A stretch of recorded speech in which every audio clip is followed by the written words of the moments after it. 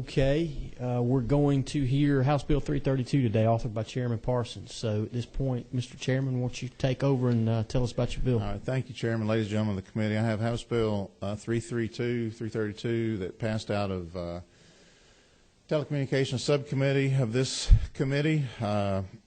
This is actually, the language you have there is the language that passed out. This is not the same LC number, I'm not sure. Anyway, the LC number you have that we're working from is LC 3618883 ERS. So regardless, that's what we'll pass as a committee substitute. So, and what this bill does is currently there's language in the Telecommunications Act we passed last year, subsection G, referencing the Universal Access Fund, and it says a local exchange company or other company shall not establish a surcharge on customers' bills to collect from customers' contributions required under this code section. And then what this bill is about is creating transparency so that the amount charged for that the customer's actually been charged for the Universal Service Fund will show up on their bill. It's not intended to be any, and it will not be any kind of an increase on the customer's bill. For those companies that are still, their rates are still regulated by the PSC, they would have to have those rates approved by the PSC. The PSC is not going to approve those rates.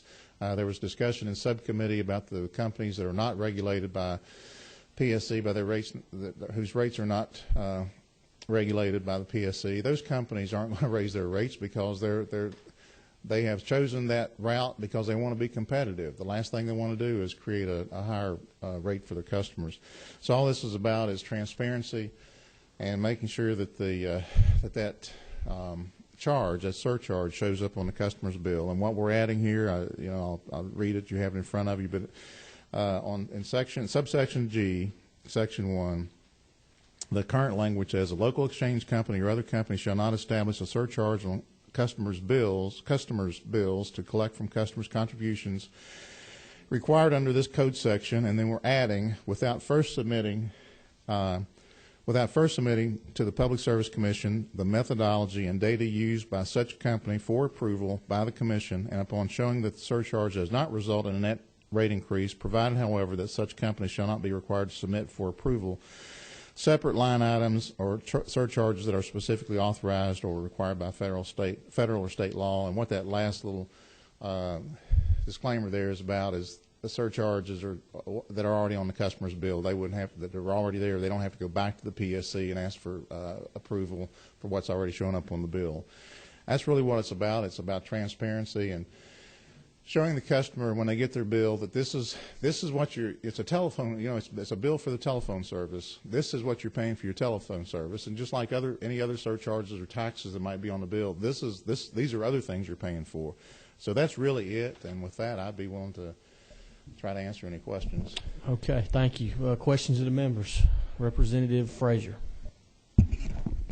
Thank you, Mr. Chairman. Mr. Chairman? Yes, ma'am. As a subcommittee, we talked about how these rates were going to be printed on the bill. So has it been decided that this will be with a negative so that I would know that is not coming out of my current monthly bill, as to not confuse me? Well, it shouldn't. I think the discussion in the subcommittee may have been what was confusing. I mean, I don't know of any reason, and I may be misunderstanding your question. It shouldn't be confusing. It's just showing the customer that here, I mean, if the customer's paying, say, $19.95 a month for their telephone service, there is a thing called, which they may not even know. They probably don't even know that there is such a thing as Universal Access Fund. But there is such a thing as Universal Access Fund that was created by the General Assembly of Georgia and approved by a governor.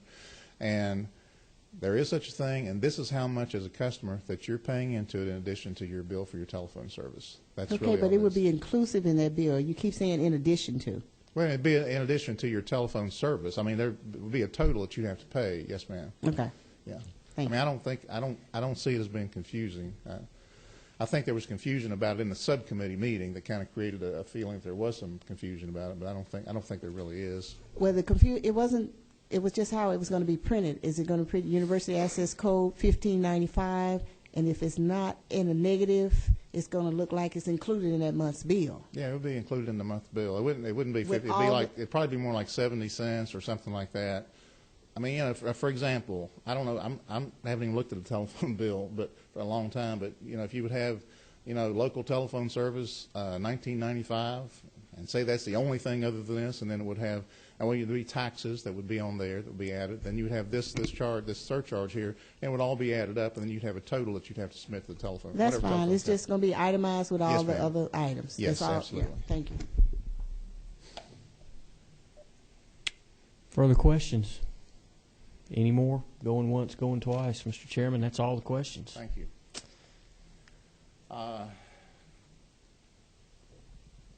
Is there any public? Is there any member of the public who wishes to speak on this bill at this time? Now would be the time. Anyone? Any member of the public? Okay. Well, This will be Well, yeah. substitute language to create a committee substitute. right before I entertain a motion, I have to ask: is there objection to adopting this committee substitute, which is LC 361883 Is there objection? Hearing none, we're now officially working off of the committee sub. Okay.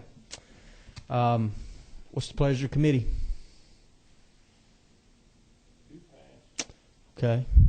Representative Amerson moves do pass, seconded by Representative Holtz. Any further discussion? Any further discussion? Okay, hearing none, all in favor of the motion to do pass LC 361883 please say aye. Aye. Opposed, say no. Unanimous. Congratulations, Mr. Chairman. You're on the rules. Is that we had nothing else on the agenda today. Is that correct? So since there is no further business to come before the committee, we are adjourned without objection.